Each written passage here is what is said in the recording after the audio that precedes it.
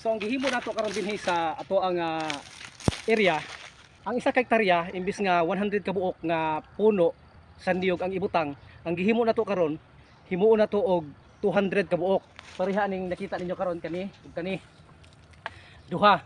So 1 meter ato ang gihimo nga distance, kaya ato pud siyang gisunod sa gihimo nato bias pikas kani.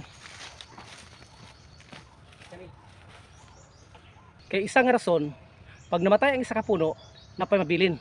So mo na gihimo nato dito sa mga area tanan dinhi nga tagduha. Then makita nato dito nga tag-isa na lang kay namatay ang isa.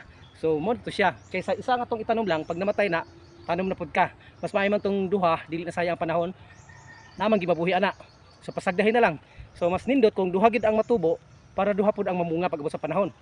So pwede ra gyud ang isa ka hektarya himuon na to og 200 instead of 100. Kaya ang distansya man gud ana tag 10 meters. So 10 meters pulo o 100 lang ka puno.